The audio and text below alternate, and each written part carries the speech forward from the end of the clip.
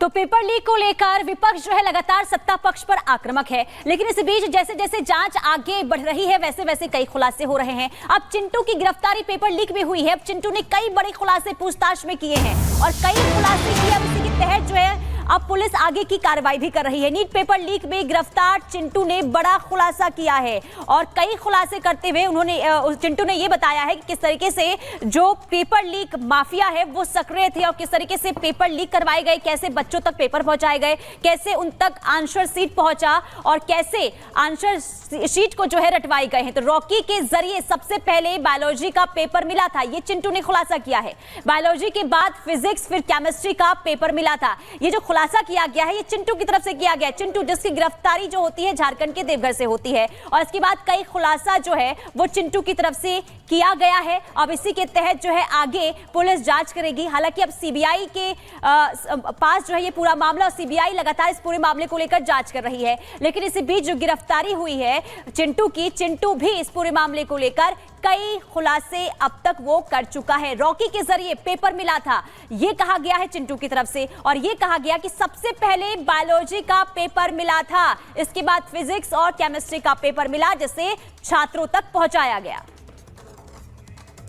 देखिए बायोलॉजी के बाद फिजिक्स केमिस्ट्री का पेपर मिला।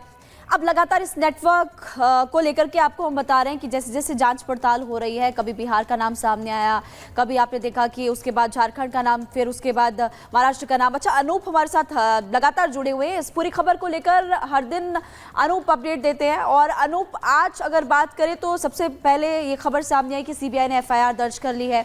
अभी लगातार एफआईआर दर्ज करने के बाद अलग अलग सेक्शंस के तहत मामला दर्ज भी किया गया और लगातार गिरफ्तारियां भी की जा रही है। फिलहाल आपके पास क्या ताजा अपडेट इस पूरे मामले को लेकर?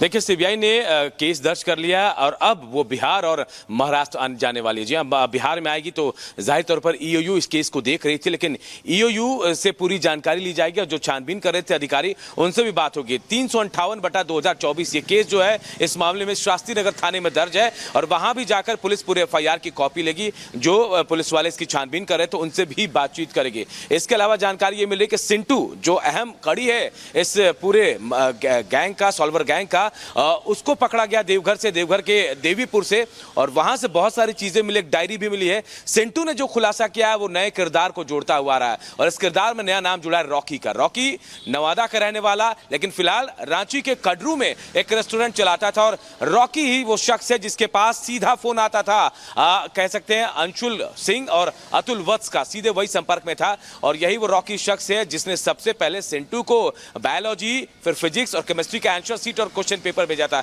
लेकिन पुलिस अब देखिए इसके पीछे भी तलाश रही कि आखिर आंसर शीट देने वाले वो 10 डॉक्टर जिनका नाम सामने आ रहा है, एमबीबीएस पास है, जो रांची के रहने वाले हैं, बड़े मेडिकल कॉलेज से इनका संबंध है, वो कौन है, उनको खंगाला जा रहा है। एक और बड़ी बात जो सामने नाम बता रहे हैं 4 जून से अब तक, यानी कि आज 24 जून, करीब करीब 20 दिन का वक्त बीत चुका है। इतने नामों में मास्टरमाइंड कौन है, असल व्यक्ति कौन है, अभी तक पूरी तस्वीर साफ नहीं हो सकी है। नहीं लगता ऐसा कि मामले को उलझाने की कोशिश की जा रही है सुलझने के बजाय?